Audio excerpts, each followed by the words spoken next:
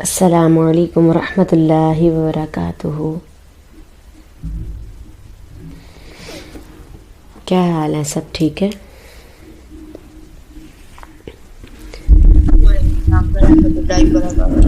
جی الحمدللہ باجی، شکر ہے۔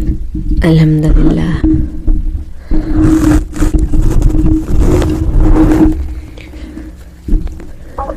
ٹھیک ہے۔ رب اشرح لی صدری ویسر لی امری واحلل عقدۃ من لسانی یفقہوا قولی۔ رب زدنی علما، اللہم ربنا زدنا علما، اللہم ثبتنا عند الموت بلا الہ الا اللہ۔ اے ہمارے اللہ، ہمیں ہماری موت پر کلمہ لا الہ الا اللہ پر ثابت رکھیے۔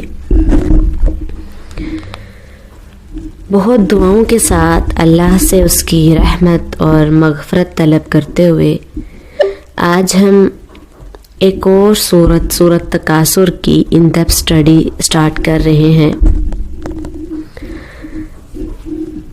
ہم یہاں سب مختلف بیک گراؤنڈ سے اکٹھے ہوتے ہیں۔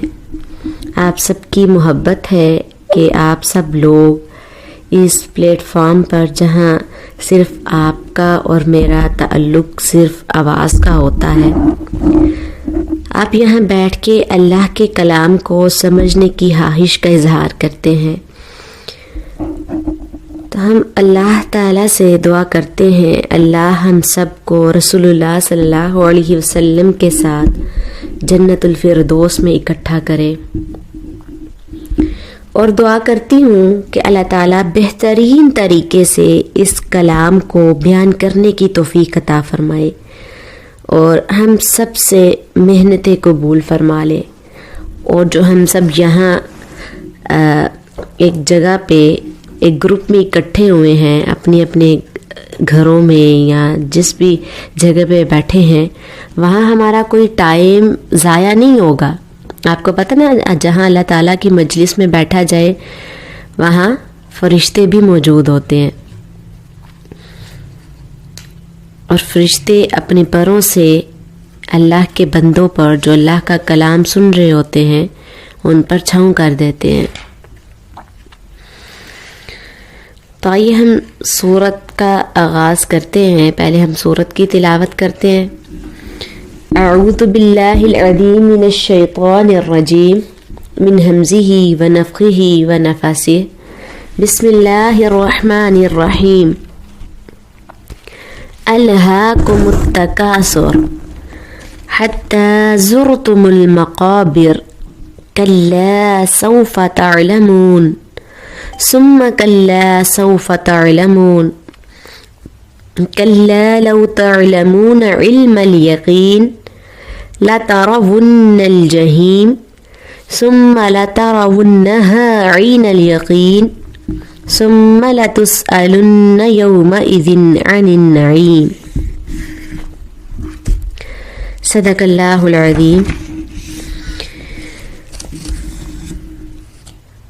تو آپ سب کو پتہ ہے اس بابرکت اور مقدس سورت کا نام سورہ تکاثر ہے، اور یہ نام اس سورت کی پہلی آیت کریمہ کے لفظ تکاثر سے رکھا گیا ہے۔ تکاثر کا لفظی ترجمہ کیا ہے؟ کثرت کی خواہش اور بہت زیادہ کی خواہش کرنا، ہوس کرنا۔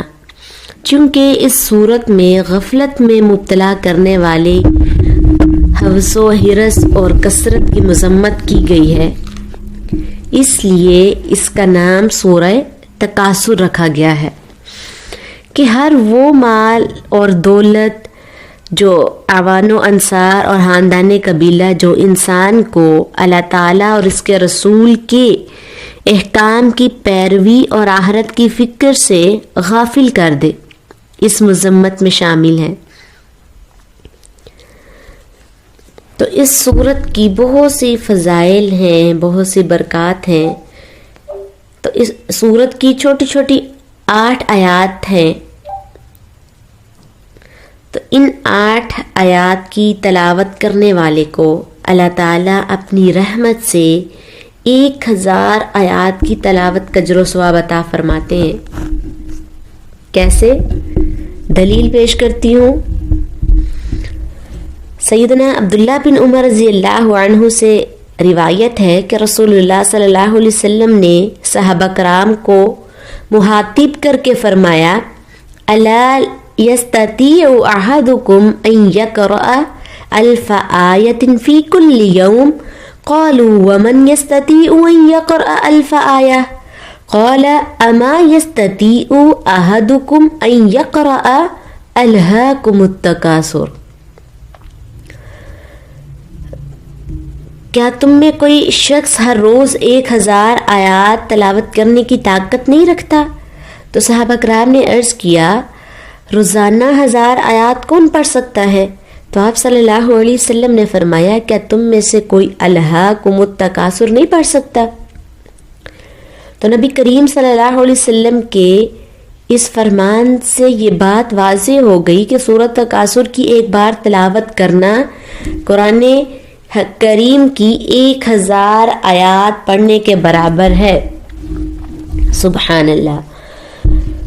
تو اسی طرح سیدنا عمر بن خطاب رضی اللہ عنہ سے روایت ہے کہ رسول اللہ صلی اللہ علیہ وسلم نے اس بابرکت سورت کی فضیلت بیان کرتے ہوئے فرمایا، من قرأ فی لیلۃ 1000 آیہ لقی اللہ تعالی وہو ضاحک فی وجہہ، کہ جو شخص روزانہ رات کو 1000 آیات کی تلاوت کرے گا تو وہ اللہ تعالیٰ سے ہنستے مسکراتے ہوئے ملاقات کرے گا۔ وقیل یا رسول اللہ، آپ صلی اللہ علیہ وسلم سے عرض کیا گیا، اے اللہ کے رسول صلی اللہ علیہ وسلم، من یقوی علی 1000 آیۃ فقرأ الہاکم التکاثر، کہ روزانہ 1000 آیات پڑھنے کی طاقت کسے ہے؟ تو آپ صلی اللہ علیہ وسلم نے فرمایا، الہاکم التکاثر، شروع سے آخر تک تلاوت فرمائی اور ارشاد فرمایا، والذی نفسی بیدہ انہا لتعدل 1000 آیہ، کہ مجھے اس ذات کی قسم جس کے قبضہ قدرت میں میری جان ہے، یہ سورت 1000 آیات کے برابر ہے۔ تو انشاءاللہ آپ سب اس کی تلاوت کیا کریں گے نا؟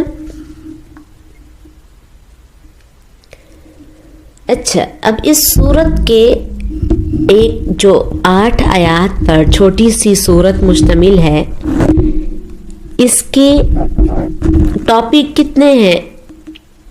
9 ٹاپک ہیں۔ اس سورت کے 9 ٹاپک، 9 مضامین ہیں۔ پہلا ٹاپک کیا ہے کہ مال و دولت کی بے پناہ محبت اور ہوس کی مذمت کی گئی ہے۔ دوسرا، غرور، تکبر اور فخر کی ممانعت کی گئی ہے۔ تیسرا ٹاپک اس صورت میں یہ ہے کہ اس دنیا کے عارضی اور فانی ہونے کی وضاحت کر دی گئی ہے۔ چوتھا، اس صورت میں زیارت قبور یعنی قبروں کی زیارت کا مسئلہ بھی بیان کیا گیا ہے۔ اور اگلا ٹاپک اس کا 5واں، علم کی 3 منزلوں اور حقیقتوں کو بیان کیا گیا ہے۔ چھٹا، جہنم کی ہولناکیاں اور جلسہ دینے والی عذاب کا بھی اس صورت میں ذکر کیا گیا ہے۔ اور اس کا 7واں ٹاپک، انسان اس دنیا میں اللہ تعالیٰ کی جو ان گنت اور بے شمار نعمتیں استعمال کرتا ہے، ان لاتعداد انعامات کے بارے میں قیامت کے دن جو سوالات ہوں گے، اس کی تفصیل بھی اس صورت میں بیان کی گئی ہے۔ اب خود دیکھیں کہ چھوٹی سی صورت میں کتنا کچھ بیان کر دیا گیا۔ اور 8واں، اس صورت میں جو انعامات الہی پر انسان کو اللہ تعالیٰ کا شکر بجا لانے کی طرف اشارہ کیا گیا ہے، کہ جو ہم اللہ کی ہر نعمت پر ناشکری کرتے ہیں، اس پر بات کی گئی ہے۔ لاسٹ ٹاپک اس کا کہ انسان کو دنیا کی لذتوں سے بے رغبت کر کے اللہ تعالیٰ کی طرف راغب کرنا بھی اس صورت کا ایک موضوع ہے۔ تو انشاءاللہ ہم ہر ویک ایک موضوع پر بات کریں گے۔ اب آپ دیکھیں کہ انسان کو اس کے فرائض سے بے پرواہ اور غافل کرنے والی چیزوں میں سب سے اول کیا چیز ہوتی ہے؟ سر فہرست کیا چیز آتی ہے؟ مال کی محبت. جو لوگ زیادہ سے زیادہ دولت جمع کرنے کی دوڑ میں لگے رہتے ہیں وہ اکثر اوقات بڑی اہم اور ضروری چیزیں فراموش کر دیتے ہیں، اور مال اکٹھا کرنے کی خواہش اور ان کا جو جنون ہے وہ بہت بڑھ جاتا ہے. جب کوئی شخص اس صورتحال سے دوچار ہو جائے تو اسے نہ خدا یاد رہتا ہے، نہ اسے موت یاد آتی ہے، نہ اسے قبر کی تاریکی کا خیال آتا ہے، نہ اسے حشر کا فکر جو ہے وہ رہتا ہے، نہ ہی جہنم کا خوف اور جنت کا شوق اسے ستاتا ہے. وہ بس ایک ہی خیال میں مگن اور ایک ہی سوچ میں جو ہے وہ محو رہتا ہے کہ زیادہ سے زیادہ دولت جمع کر لی جائے. اسے اس بات کی کوئی پرواہ نہیں ہوتی کہ خدا ناراض ہو رہا ہے، قوم سے خیانت ہو رہی ہے، ملک سے غداری کا ارتکاب کر رہا ہوں، فرائض کی ادائیگی میں غفلت ہو رہی ہے، حرام جمع ہو رہا ہے، بددیانتی کا مرتکب ہو رہا ہوں اور اپنی عزت و آبرو کو داؤ پہ لگا رہا ہوں. اسے یہ سب کچھ گوارا ہوتا ہے مگر مال و دولت کو چھوڑنا قطعاً برداشت نہیں کرتا. اعاذنا اللہ منہ. ایسے بد نصیب اور ایسے انسان کی حالت کا تذکرہ رسول اللہ صلی اللہ علیہ وسلم نے سورۃ تکاثر کی تفسیر میں بیان کر دیا ہے، اور ہمیں اللہ تعالیٰ سورۃ تکاثر کی تفسیر سمجھنے کی توفیق عطا فرمائے. ایک صحابی جناب مطرف کے والد کہتے ہیں کہ میں نے نبی کریم صلی اللہ علیہ وسلم کی خدمت میں حاضر ہوا.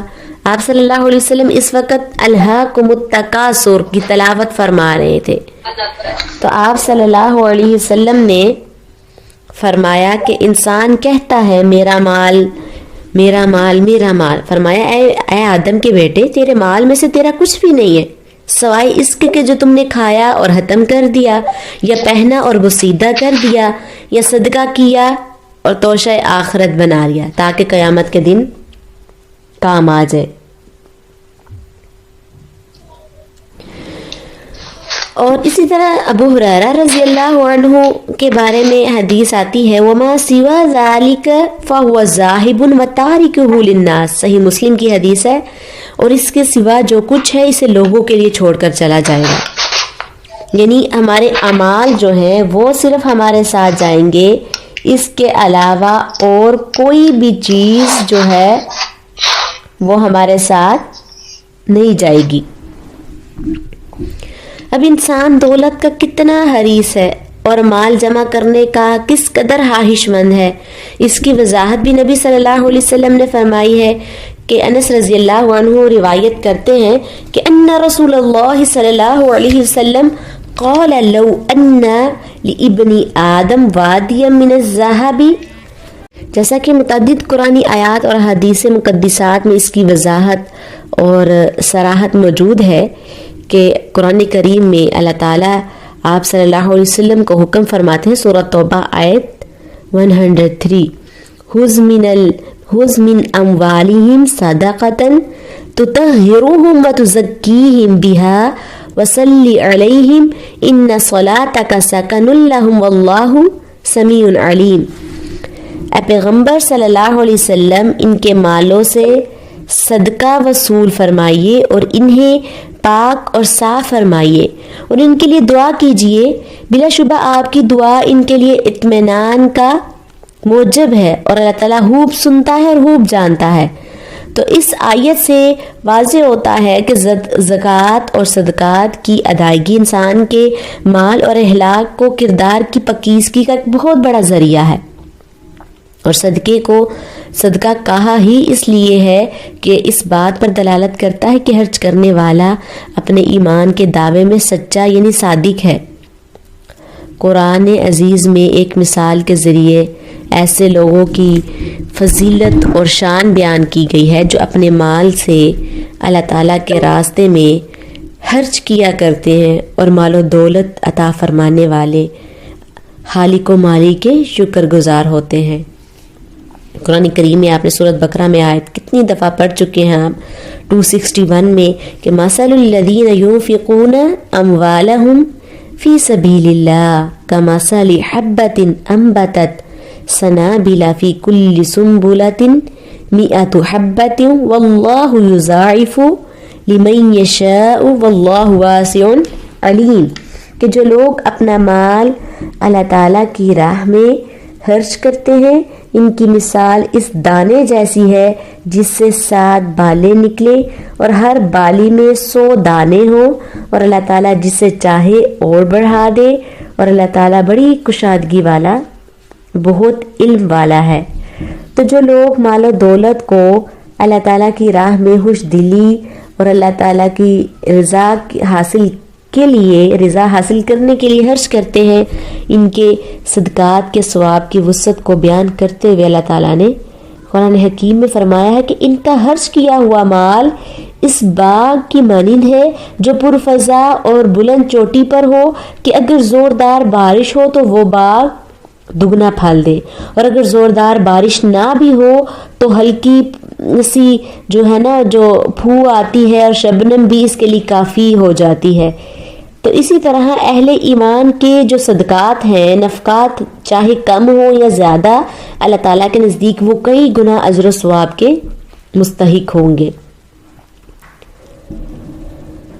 تو اس آیت کے ذکر کرنے سے ہمارا مقصد یہ ہے کہ مطلق مال و دولت قابل مذمت اور نفرت کے لائق نہیں ہے، بلکہ وہ مال و دولت اولاد اعوان و انصار، خاندان اور قبیلہ، بلکہ ہر وہ چیز جس کی کثرت انسان کو اس قدر محبوب ہو کہ اس کے حاصل کرنے کی کوشش میں اور اس کی خواہش میں سے اللہ تعالیٰ کے احکام اور آخرت سے غافل کر دے۔ تو ایسی کثرت کی ہوس اور حرص کی مذمت کرتے ہوئے اللہ تعالیٰ ارشاد فرمایا، الہاکم التکاثر حتی زرتم المقابر، کثرت کی خواہش نے تمہیں غافل کر دیا ہے، حتی زرتم المقابر، یہاں تک کہ تم قبروں میں جا پہنچے، یعنی کثرت کی زر کی ہوس میں تم ایسے غرق ہوئے ہو کہ ساری عمر اسی کے لیے محنت اور تغدو کرتے کرتے تمہیں موت آ گئی اور تم قبروں میں جا پہنچے۔ تم نے دنیا کے لیے محنت کوشش کی انتہا کر دی مگر آخرت کے لیے کوئی کام نہ کر سکے۔ اب قبر میں تمہارا کوئی پرسان حال نہیں ہے، اور دنیا کا مال و دولت، اولاد، بھائی، رشتے دار، احباب تمہارے کسی کام نہیں آئیں گے۔ اچھا، یہ سورت پتہ ہے کیوں نازل ہوئی؟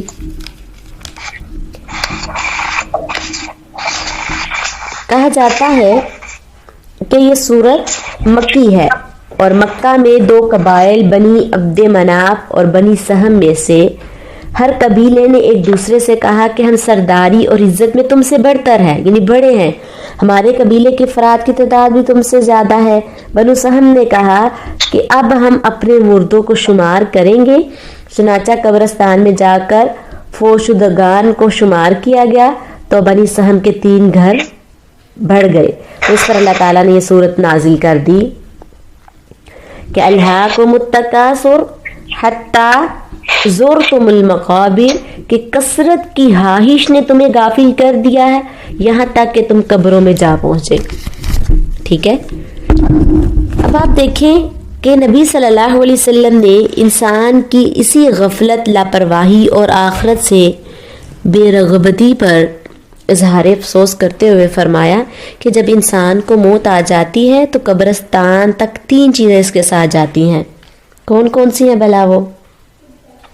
اس کا مال، اہل و عیال، اس کے اعمال۔ پس میت کو قبر میں دفن کرنے کے بعد 2 چیزیں واپس آ جاتی ہیں اور صرف ایک چیز ساتھ رہتی ہے، یعنی اہل و عیال اور مال واپس آ جاتے ہیں، جبکہ انسان کے اعمال اس کے ساتھ رہتے ہیں۔ مال اور اہل و عیال جن کی محبت اور فکر میں انسان زندگی بھر ڈوبا رہتا ہے، ان کی طرف لگاؤ کی وجہ سے اللہ تعالیٰ کی طرف توجہ نہیں کرتا، نہ اللہ کی ذات کی طرف، نہ اس کے قرآن کی طرف، نہ ہی اس کے آخری پیغمبر رسول اللہ صلی اللہ علیہ وسلم کے فرمان کی طرف۔ یہی حال ہے نا؟ تو یہ مال اور اہل و عیال تو اس کے قبر میں ڈال کر واپس آ جاتے ہیں، اور وہ اعمال جن کی طرف اس نے کم توجہ دی تھی وہی اس کے ساتھی اور سہارا بن جاتے ہیں۔ تو جو شخص دنیا میں مال و دولت کا پجاری رہا ہوگا وہ قبر میں نہایت افسوس اور ندامت پریشانی کا اظہار کرے گا، مگر اب اس کے پریشانی اور پشیمانی سے کوئی فائدہ تو نہیں پہنچا سکے گی نا، کہ پہنچائے گی؟ بالکل نہیں پہنچائے گی۔ تو پس کس قدر خوش نصیب ہے وہ شخص جس نے دنیا میں اس بات کو محسوس کیا اور اپنے فرائض کو سمجھا، اللہ تعالیٰ کی طرف رجوع کی، اس کے احکام کی پیروی کی اور مال و دولت کی محبت میں گم نہیں رہا بلکہ آخرت کی تیاری کرتا رہا، تو قیامت کے دن سے کوئی ندامت نہیں ہوگی۔ تو رسول اللہ صلی اللہ علیہ وسلم کی حدیث جو ہے وہ آپ سنیں کہ صحابی رسول انس بن مالک بیان کرتے ہیں کہ قال رسول اللہ صلی اللہ علیہ وسلم یتبع المیت ثلاثۃ فیرجع اثنان ویبقى واحد یتبعہ اہلہ ومالہ عملہ فیرجع اہلہ ومالہ ویبقى عملہ، کہ رسول اللہ صلی اللہ علیہ وسلم نے فرمایا کہ میت کے پیچھے 3 چیزیں جاتی ہیں، ان میں سے 2 تو واپس آ جاتی ہیں اور 1 اس کے ساتھ باقی رہ جاتی ہے۔ میت کے پیچھے اس کے اہل و عیال اور مال و عمل جاتے ہیں، بس اس کے اہل و عیال اور مال تو واپس آ جاتے ہیں اور اس کے عمل اس کے ساتھ باقی رہ جاتے ہیں۔ تو آپ غور کریے کہ جس مال و دولت اور اہل و عیال کے لیے ہم دن رات صبح و شام شب و روز محنت کرتے ہیں، ان کے لیے اپنے آرام کو اپنے سکون کو برباد کر دیتے ہیں، اپنے آرام و سکون کا خیال بھی نہیں رکھتے، مرنے کے بعد یہ چیزیں ہم سے جدا ہو جائیں گی اور پھر صرف اور صرف نیک اعمال ہمارے کام آئیں گے۔ اس لیے اللہ تعالیٰ نے ہماری غفلت کا ذکر کرتے ہوئے فرمایا الہاکم التکاثر حتی زرتم المقابر، کثرت کی ہوس نے تمہیں غافل کر دیا یہاں تک کہ تم قبروں میں چلے گئے۔ اب اکثر لوگوں کا یہ شکوہ اور شکایت ہوتی ہے کہ ہم بہت محنت کرتے ہیں، کاروبار میں وسعت کے لیے تمام صلاحیتیں صرف کرتے ہیں، دن رات کوشش کرتے ہیں، مگر ہمارے کاروبار میں برکت نہیں ہوتی۔ ایسی بات ہے نا، بے برکتی اور خسارہ ہو جاتا ہے، کام بڑھنے کی بجائے اس میں مزید کمی واقع ہونا شروع ہو جاتی ہے۔ تو آئے ہم رسول اللہ صلی اللہ علیہ وسلم کے فرمان سے ایسا نسخہ تلاش کریں جس پر عمل کرنے سے کاروبار میں برکت، گھر میں سکون، رزق میں کشادگی پیدا ہوگی۔ اللہ تعالیٰ کاروبار کی حفاظت اور مال میں برکت کے اسباب خود خزانہ غیب سے مہیا فرمائیں گے۔ وہ بہترین بے مثال نسخہ جس سے طبیعت میں سکون، رزق میں وسعت، قلبی سکون آتا ہے، وہ ہے اپنے مال میں سے غربا کا حصہ ادا کرنا۔ یہ بات خوف تردید کہی جا سکتی ہے کہ اگر کوئی شخص اپنے مال میں سے اللہ تعالیٰ کی راہ میں خرچ کرتا ہے تو اللہ تعالیٰ اس کے رزق میں برکت عطا فرماتا ہے، اس کے مال کی حفاظت فرماتا ہے اور اس کے لیے اپنی رحمتوں اور برکتوں کے دروازے کھول دیتا ہے۔ اپنی امت کو یہ بات سمجھانے کے لیے نبی صلی اللہ علیہ وسلم نے گزشتہ زمانے کے ایک سخی اور فیاض کا واقعہ بیان کرتے ہوئے فرمایا کہ ایک مرتبہ ایک شخص جو ہے وہ جنگل میں چلا جا رہا تھا۔ غور کریے، ٹھیک ہے، کہ اچانک اس کے کانوں سے یہ آواز ٹکرائی کہ کوئی بادلوں کو حکم دے رہا ہے اس کی حدیقت فلان، کہ فلاں آدمی کے باغ کو سیراب کرو۔ وہ آدمی اس غیبی آواز کو سن کر حیران ہوا اور اس نے دیکھا کہ اس بادل نے وہاں سے ہٹ کر ایک پتریلی زمین پر خوب پانی برسایا اور وہ پانی بہہ کر ایک چھوٹی نہر میں جا پہنچا اور وہ جو نہر ہے ایک باغ کو جاتی تھی۔ وہ شخص اس کے پیچھے پیچھے جو ہے نا وہ چلا جا رہا کہ میں دیکھوں تو صحیح کہ ماجرا کیا ہے۔ تو اسے نظر آیا کہ یہ پانی جو ہے نالیوں کے ذریعے ایک باغ میں پہنچ گیا۔ وہاں ایک آدمی اپنی کسی سے پانی کو جو ہے نا اپنی لاٹھی سے پانی کو ادھر ادھر کر رہا تھا۔ تو اس آدمی نے باغ والے سے مخاطب ہو کر پوچھا، اے اللہ کے بندے، آپ کا نام کیا ہے؟ اس نے جواباً وہی نام بتایا جو آنے والے نے بادلوں سے سنا۔ تو اس باغ والے نے آنے والے مسافر سے پوچھا، لما سألتنی عن اسمی، کیا آپ نے میرا نام کیوں پوچھا ہے؟ تو مسافر نے بتایا کہ میں نے اس بادل سے جس کا یہ پانی ہے ایک آواز سنی کہ فلاں شخص کے باغ کو سیراب کرو۔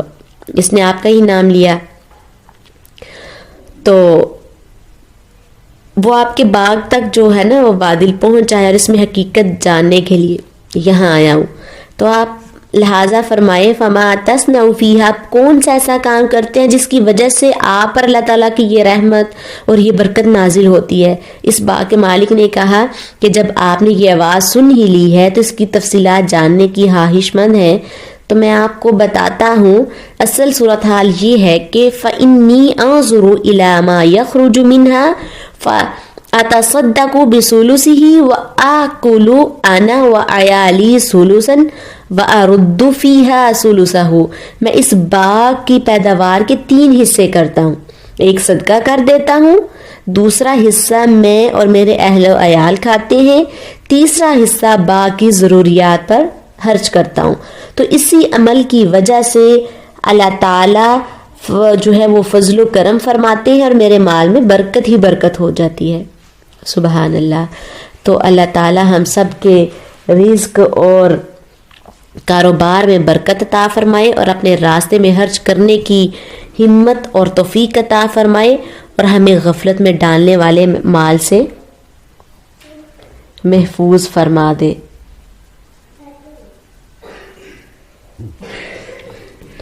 اب یہ ہے کہ ابھی آپ نے اللہ تعالیٰ کی راہ میں خرچ کرنے کی جو ہیں وہ برکات دیکھی ہیں. اب بائیں تصویر کے دوسرے رخ کی طرف، اگر کوئی شخص دولت پر سام بن کر بیٹھ جائے، اسے اللہ تعالیٰ کی راہ میں خرچ نہ کرے، غربا مساکین اور محتاجوں کا حق ادا نہ کرے، بلکہ اپنی دولت غریبوں سے چھپا کر رکھے تاکہ کوئی ضرورت مند سوال نہ پھیلا دے، تو ایسے لوگوں کا کیا انجام ہوتا ہے؟ ان پر اللہ تعالیٰ کا عذاب کیسے نازل اللہ تعالیٰ ان پر عذاب فرماتے ہیں اور اس کے مال و دولت، جاگیر، کاروبار، فصل اور پیداوار کو کس طرح تباہ و برباد کر دیتے ہیں.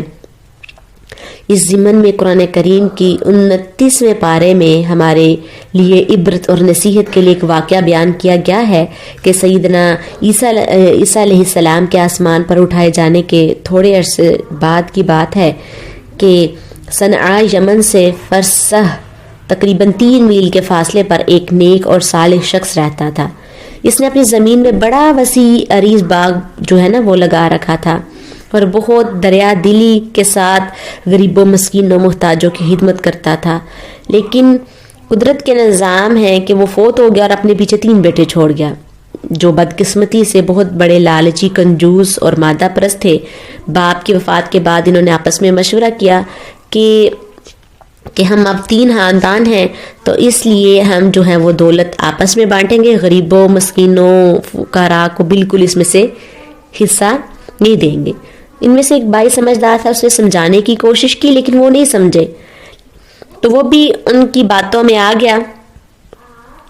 تو انہوں نے کیا آپس میں مشورہ کیا کہ ہم رات کے آخری پہر میں ہی سے جو ہمارے باغ کی پیداوار ہوگی نا اسے ٹھکانے لگا لیا کریں گے تاکہ کسی سائل کے آنے کا امکان ہی باقی نہیں رہے. ان کے درمیان والے بھائی نے جو کہ سمجھدار عقل مند تھا سمجھانے کی بہت کوشش کی لیکن وہ نہیں سمجھے.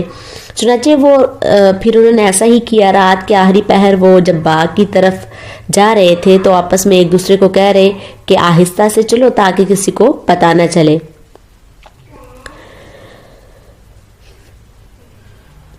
تو اس مال و دولت کی ہرس میں وہ ایسے غرق ہوئے کہ اپنے اس فیصلے پر انشاءاللہ بھی نہیں کہا اور مشورہ کر کے وہ سو گئے. اٹھے جب صبح تو انہوں نے ایک دوسرے کو آپس میں جگایا اور باغ کی طرف روانہ ہو گئے.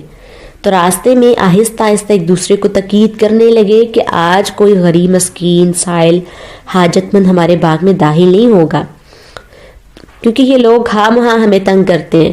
تو حقیقت یہ ہے کہ آج کے اکثر دولت مند کی سوچ اور فکر بھی یہی نہیں ہے. وہ غریبوں کو حقارت کی نظر سے دیکھتے ہیں، سوالیوں کو جھڑکتے ہیں، مگر انہیں یہ پتہ نہیں کہ دولت تو ڈلتا ہوا سایہ ہے. کوئی پتہ نہیں کہ آج کا غریب کل کو امیر ہو جائے اور آج کا دولت مند کل کو بھوک اور افلاس کا شکار ہو جائے. تو اسی طرح آج کا جو مسکین ہے وہ کل کا کروڑ پتی ہو جائے. وما ذالک علی اللہ بعزیز، اور یہ اللہ تعالیٰ کے لیے مشکل نہیں ہے.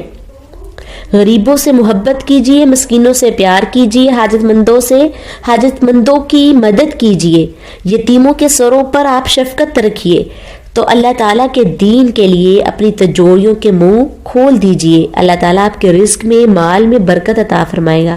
اگر آپ نے بخیلی سے کام لیا، غربا کا مذاق اڑایا، سائلوں کو جھڑکا، ضرورت مندوں کا مذاق اڑایا، یتیموں کا حق ادا نہ کیا، تو اللہ تعالیٰ کے دین کی خدمت نہ کی، تو یاد رکھیے جو اللہ تعالیٰ آپ کو مال و دولت عطا کرنے پر قادر ہے، وہ واپس لینے پر بھی پوری طاقت رکھتا ہے۔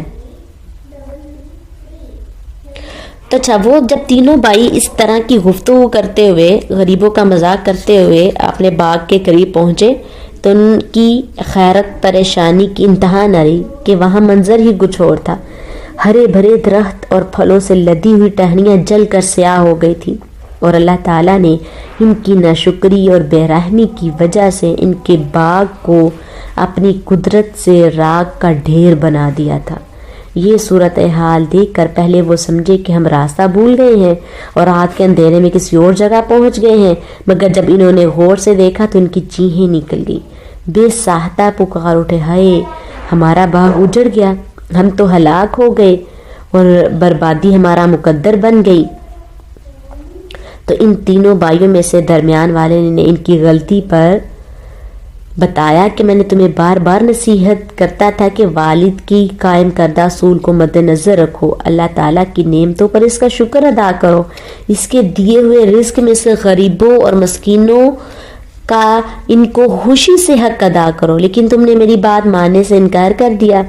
یہ ہماری اس بخیلی، کنجوسی اور دولت سے محبت کا نتیجہ ہے۔ تو اللہ تعالیٰ نے ہمیں ہمارے باغ نہ صرف پھل سے محروم کر دیا بلکہ سر سے ہی باغ کو تباہ و برباد کر دیا۔ استغفر اللہ۔ اب اس واقعے کے بارے میں آپ قرآن کریم سورۃ قلم آیت نمبر 17 سے آیت نمبر 33 تک مطالعہ خود بھی کر سکتے ہیں۔ ان تمام آیات میں یہ سارا واقعہ موجود ہے۔ تو نبی صلی اللہ علیہ وسلم کو مال کی کثرت اور دولت کی فراوانی بالکل پسند نہیں تھی۔ بہت سی حدیث کی کتب میں یہ دعا جو ہے وہ آتی ہے کہ اللہم احیینی مسکینا وامتنی مسکینا واحشرنی فی زمرۃ المساکین، کہ اللہ مجھے مسکین ہی زندہ رکھ اور مجھے موت بھی مسکینی کی حالت میں ہی آئے اور میرا حشر بھی مسکینوں کی گروہ میں ہو۔ یہ آپ صلی اللہ علیہ وسلم دعا کیا کرتے تھے۔ تو جب آپ صلی اللہ علیہ وسلم کے پاس مال و دولت آتا تو جب تک آپ اسے غربا اور مساکین میں تقسیم نہیں کر لیتے آپ کو اطمینان نہیں ہوتا تھا، اور آپ صلی اللہ علیہ وسلم فرمایا کرتے تھے کہ اگر مجھے احد کے پہاڑ کے برابر بھی سونا مل جائے نا تو میں 3 دن سے پہلے سے غربا میں تقسیم کر دوں اور اس میں سے اپنے پاس ایک ذرہ بھی نہ رکھوں۔ جیسا کہ ابو ذر رضی اللہ عنہ فرماتے ہیں کہ ایک دفعہ میں عشاء کی نماز کے بعد نبی صلی اللہ علیہ وسلم کے پاس مدینہ منورہ سے باہر احد پہاڑ کی طرف جا رہا تھا۔ جب ہمیں احد پہاڑ نظر آیا تو رسول اللہ صلی اللہ علیہ وسلم نے فرمایا، یا ابا ذر ما احب ان احدا لی ذهبا تأتی علی لیلۃ او 3 عندی منہ دینارا، اے ابو ذر اگر میرے پاس احد پہاڑ کے برابر سونا ہو تو مجھے پسند نہیں کہ 1 رات یا 3 راتوں سے زیادہ میرے پاس رہے تاکہ میں اسے مسلمانوں میں تقسیم کر دوں۔ تو مختصر یہ کہ سورۃ تکاثر کی ابتدا میں بنیادی طور پر مال، دولت، سرمایہ اور جاگیر کی بے جا کثرت کی خواہش اور ہوس کی مذمت کی گئی ہے، اور فرمایا گیا ہے کہ اکثر انسانوں کو کثرت کی جو ہے لالچ نے ایسا غافل کر دیا ہے کہ وہ ساری عمر جو ہے کثرت کی طلب اور جستجو میں ہی گزار دیتے ہیں۔ انہیں یہاں تک کہ موت آ جاتی ہے، قبر میں دفن ہو جاتے ہیں۔ ایسے اشخاص کے پیٹ، منہ یا آنکھ کو قبر کی مٹی ہی بھر سکتی ہے۔ زندگی میں انہیں اس خواہش اور آرزو سے نجات نہیں ملتی۔ ایسے انسان قبر اور حشر میں پچھتائیں گے، پشیمان ہوں گے اور افسوس کریں گے، مگر اب پچھتانے کا کیا فائدہ جب چڑیاں چگ گئی کھیت۔